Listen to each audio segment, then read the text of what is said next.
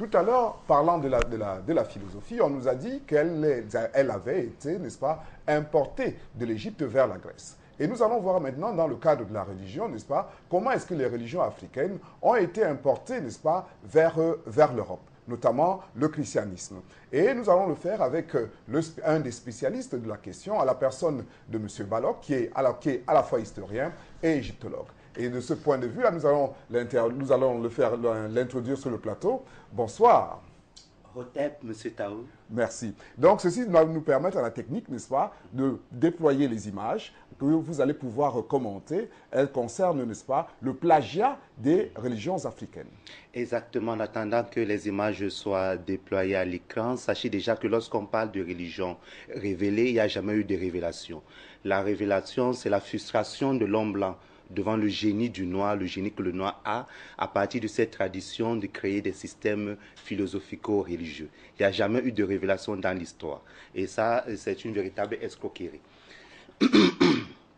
Et en attendant que les images soient au niveau de l'écran, il faudrait savoir que la plupart des religions dites révélées que nous avons aujourd'hui sont nées dans l'espace géographique où ont toujours évolué les civilisations nègres, que ce soit en Égypte avec le christianisme, que ce soit en Arabie avec l'islam, tous ces espaces-là, dans tous ces espaces-là, voilà. Et là, nous commençons avec les premières images. Nous avons là les images d'Isis en train d'allaiter l'enfant divin Horus. Et ce sont les mêmes images que vous avez là à côté de Marie en train d'allaiter l'enfant divin Jésus. Le thème est le même. Voilà toujours ces images-là que nous retrouvons en Europe à travers ce qu'on appelle les statues de la Vierge Noire. Les statues de la Vierge Noire, nous avons pratiquement près de 220 sites en France et ces sites-là sont connus aujourd'hui. Même le bassin parisien est un ancien site où la religion isiaque s'est développée. Le nom de Paris même porte cette empreinte. Paris, c'est Père Isis, c'est avec le temple d'Isis. Et là, nous avons ce que nous allons appeler le dieu Amon, qui est le symbole même du dieu caché. Et le bélier, Amon, va se retrouver dans la religion chrétienne.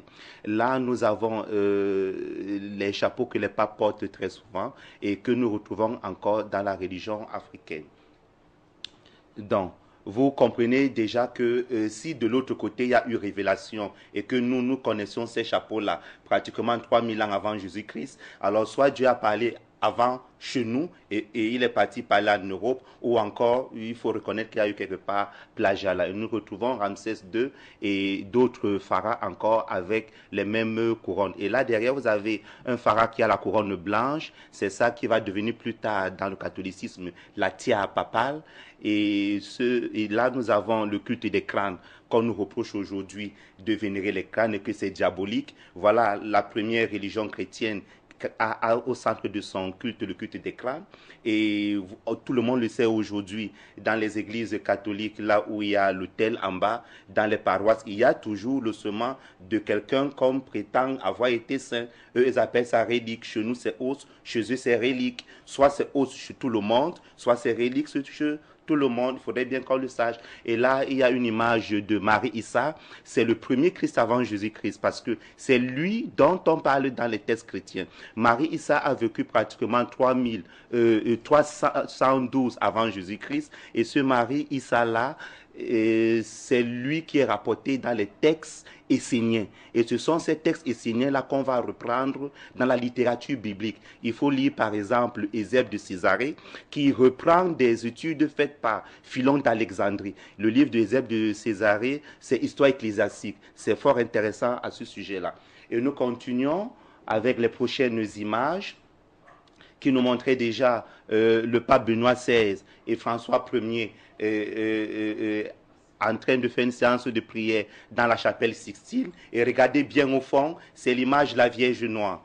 Et ce n'est pas une image d'une Vierge blanche. Il ne s'agit pas d'une Marie juive ou quoi. Et cette Vierge Noire, des femmes, plus de 2 millions de femmes ont été persécutées en Europe parce qu'elles ne voulaient pas se départir de ce culte de la Vierge Noire. Et elles disaient que les Vierges blanches ne peuvent pas exaucer leurs prières. Il a fallu, à travers l'Inquisition, les persécuter, les tuer pour que le culte de la Vierge blanche puisse être imposé en Europe. Donc voilà.